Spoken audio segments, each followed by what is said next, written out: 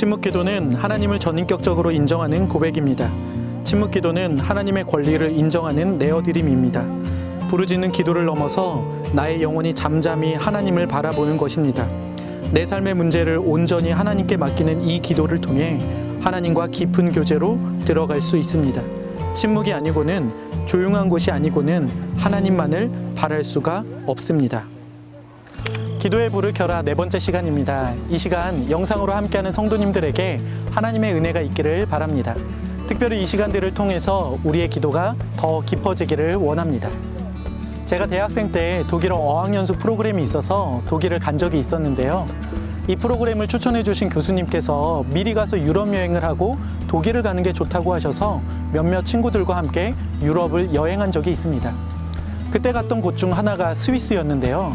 스위스를 여행하며 느낀 것은 정말 아름다운 자연을 가지고 있다는 것이었습니다. 너무 아름다울 때 그림 같다라는 표현을 쓰죠. 스위스 한 마을에서 작은 언덕에 올라 산과 호수를 바라보는데 정말 그림같이 아름다운 광경을 본 적이 있습니다. 그때 그 느낌은 어떠한 말로도 표현이 안 되더라고요. 말문이 막힌다고 해야 되나? 와 라는 감탄사만 연신 내뱉은 적이 있습니다. 표현할 수 없을 정도의 아름다운 자연 앞에 서니 말을 잃게 되더라고요. 그럼 여기서 이런 질문을 할 수 있지 않을까요? 대자연 앞에서도 우리는 이렇게 말을 잃게 되는데 위대하고 존귀하신 하나님 앞에서 우리는 어떠한 모습으로 서 있나요? 오늘 침묵기도에 대해 이야기를 나누는데요. 우리가 하나님 앞에서 침묵기도하는 것은 단순히 말을 하지 않는 기도가 아닙니다. 침묵은 믿음과 인내, 기다림을 내포합니다. 우리가 하나님을 믿는다는 것, 하나님의 응답과 역사하심을 기다린다는 것은 하나님 앞에서 침묵하는 것과도 같습니다. 우리가 때로 믿음 없는 것 같은 모습을 보일 때가 있는데 가장 큰 원인은 인내심이 부족하기 때문입니다. 다윗은 하나님께 선택받은 자로 살아가며 하나님을 존중하고 하나님을 믿고 의지하며 살았습니다. 하지만 다윗의 인생은 결코 평탄치 않았습니다. 말로 다 표현할 수 없을 만큼의 어려움이 있었죠. 하지만 여기서 다윗의 위대함이 드러납니다. 다윗의 위대함은 바로 인내에 있습니다. 그는 하나님을 하나님으로 존중하였기에 인내할 수 있었습니다. 어쩌면 광야의 도피 생활은 그의 인생에서 침묵의 기간이었을 것입니다. 기다림의 시간은 참으로 견디기 힘든 고통이었을 것입니다. 그러나 다윗은 하나님이 행하실 일을 기다리며 잠잠했습니다. 인내는 아무것도 하지 않는 게 아니라 하나님 앞에서 끝까지 옳은 길을 가며 하나님의 뜻대로 살아가는 것입니다. 인내하지 못하는 것은 하나님의 존귀하심 앞에 우리의 성질을 드러내는 일입니다.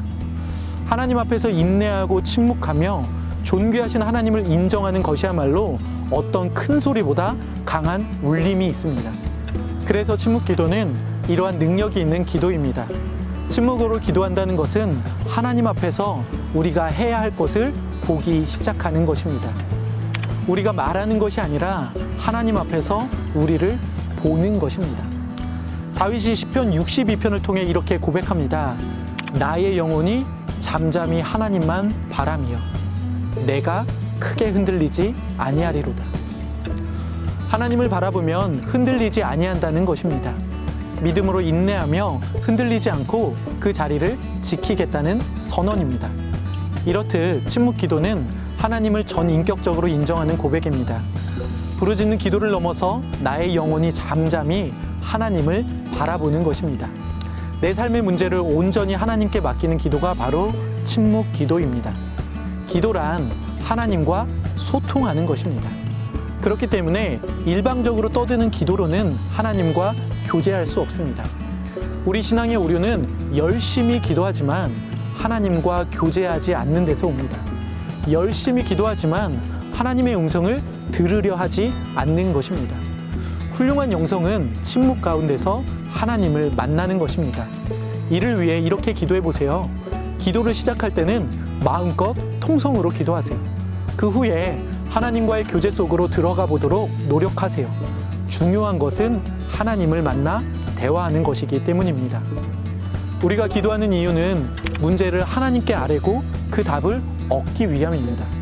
성경에서 하나님을 만났던 위대한 사람들을 보세요. 그들은 한적한 곳, 하나님과 대화가 가능한 곳에서 하나님을 만났다라는 것입니다. 사귐은 서로를 깊이 알게 합니다. 마찬가지로 침묵 속에서 우리는 하나님을 바라보고 그분과 깊은 사귐의 교제를 하는 기도가 깊어지면 우리는 하나님을 잘 알게 됩니다. 왜냐하면 침묵하는 자만이 하나님의 온전한 뜻이 무엇인지를 발견하게 되고, 침묵하는 자만이 성령님께서 자신을 돕고 있음을 느낄 수 있기 때문입니다. 그렇게 할 때 내 안에 내 생각이 아닌 하나님의 생각이 채워지게 되고, 그러면 하나님이 원하시는 행동이 나오게 될 것입니다. 책 107페이지를 보면 침묵기도 매뉴얼이 나옵니다. 침묵기도를 위한 환경을 만들어야 하고 시간을 가져야 합니다. 지금 내 삶의 자리에서 시간적, 공간적으로 여유 있는 환경이 어디인지 생각해 보세요. 혹시 떠오르지 않는다면 그런 환경을 한번 꾸며보세요. 그리고 하나님께 마음을 집중하기 좋은 시간이 언제인지 생각해 보세요. 남들에게 방해받지 않고 조용히 하나님께만 집중할 수 있는 시간을 생각해 보세요. 지금 생각한 환경과 시간을 침묵기도 매뉴얼에 적어보고 이번 한 주간 동안 침묵기도를 연습해보면 좋을 것 같습니다. 침묵기도를 통해 하나님과 깊이 있는 교제를 나눌 수 있는 은혜로운 한 주가 되기를 기대합니다.